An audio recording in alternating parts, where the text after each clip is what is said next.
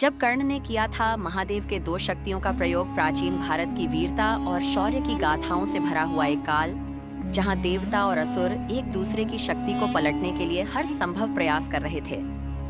इस भूमि पर एक ऐसा योद्धा जन्मा जिसका नाम था कर्ण। कर्ण, जो अपने अद्वितीय कौशल और निस्वार्थता के लिए जाना जाता था, महाकवि वेद व्यास की महाभारत के एक महत्वपूर्ण पात्र थे।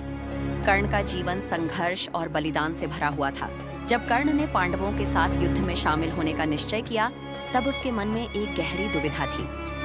वह अपने मित्र दुर्योधन के प्रति निष्ठावान था, लेकिन अपने वास्तविक भाई पांडवों के प्रति भी एक अज्ञात संबंध का अनुभव कर रहा था। एक रात जब वह युद्ध की तैयारी में था, उसने गहन ध्यान में साधना करने का निर्णय लिया। कर्ण एक सुनसान स्थान पर पहुंचा, जहां उसे पता था कि महादेव का एक शक्तिशाली मंदिर है। वहां घने बांस वन में महादेव की मूर्ति विराजमान थी। कर्ण ने सच्चे मन से प्रार्थना की, हे महादेव, मुझे आपकी दो शक्तियों की आवश्यकता है। पहले, मुझे विजय की शक्ति चाहिए ताकि मैं अपने धर्म का पालन कर सकूं, और दूसरा, मुझे ज्ञान की शक्ति चाहिए ताकि मैं सही निर्णय ले सकूं। जैसे ही कर्ण ने अपनी प्रार्थना पूरी की, वहां विस्मयकारी दृश्य हुआ। चारों ओर प्रकाश फैल गया और महादेव की आकृति प्रकट हुई।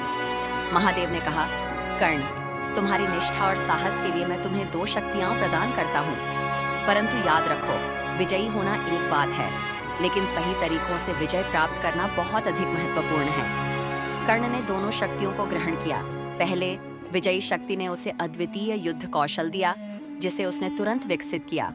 वह अपने शस्त्रों में दक्षता हासिल करने लगा। उसकी तीरंदाजी की कला अद्वितीय हो गई। दूसरे, ज्ञान की शक्ति ने उसे सही और गलत के बीच भेद समझने की क्षमता दी। उसने साथी योद्धाओं की मानसिकता को समझा और उनके संघर्षों का विश्लेषण किया। युद्ध के मैदान में कर्ण ने अद्वितीय वीरता प्रदर्शित की। उसकी तीर जाकर दुश्मनों के हृदय को लक्ष्य बना दी। लेकिन अब उसकी विजय का मात्र लक्ष्य नहीं था। उसने अपने भाइयों का भी मान खोने नहीं दिया। उसने उन्हें प्रोत्साहित किया, उनकी छोटी छोटी गलियों में धैर्य बनाए रखा।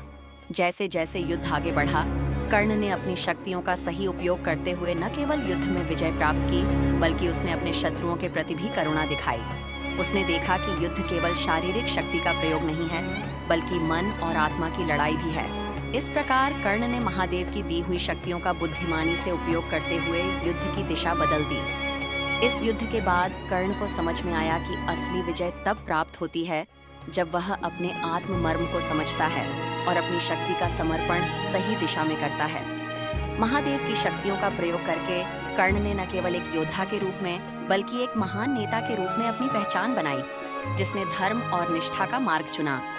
इस प्रकार जब कर्ण ने महादेव के दो शक्तियों का प्रयोग किया, तो उसने न केवल सुर्खियों में जगह बनाई, बल्कि सत्य, धर्म और निष्ठा के प्रतीक बन गए। उसका नाम आज भी समस्त पौराणिक कथाओं में इसलिए जीवित है, क्योंकि उसने दिखाया कि शक्ति का वास्तविक सार्थक उपयोग क्या होता है।